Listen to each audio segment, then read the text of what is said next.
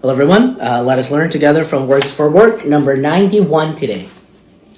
As a manager, always keep in mind the Buddha's teachings of birth, aging, illness, and death, and the impermanence of all things.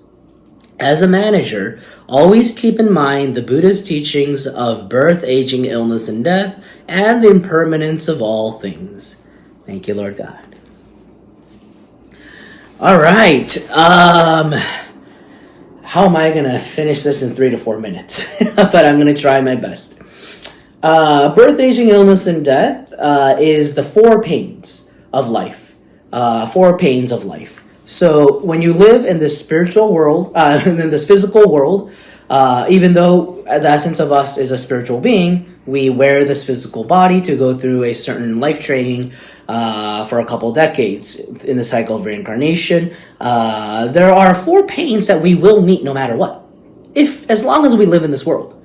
Birth, the pain of birth, the pain of aging, the pain of illness, and of course, the pain of death, the fear of it. So these are the 4 pains. And then the impermanence of all things. This is one of Buddha's Dharma seals. It's the teachings so that we won't have any attachments, so that we won't suffer from excessive desires.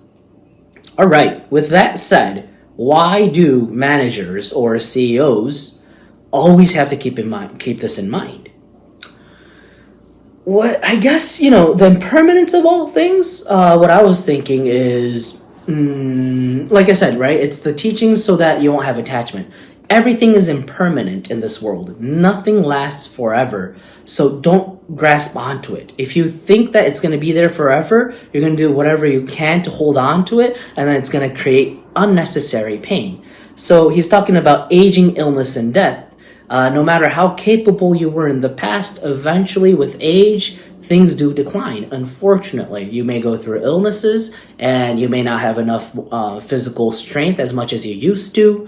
Your cognitive function can decline. Many things occur. So don't be too attached. And, going back to the couple of sentences before this, he was talking about training a successor, right? And who to choose as the next leader. So that's one of the jobs, the tasks, a responsibility that a CEO or a manager has to do. You have to find the next person to lead your spot.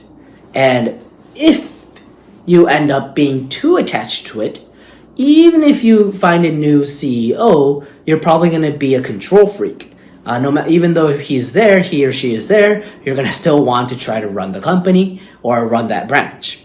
So it's important to know when to let go and how to let go for your own personal happiness and for the growth of the company and for the growth of your successor. Those were the thoughts that crossed my mind. Let me read it again. As a manager, always keep in mind the Buddha's teachings of birth, aging, illness, and death, and the impermanence of all things. Thank you very much. See you again tomorrow.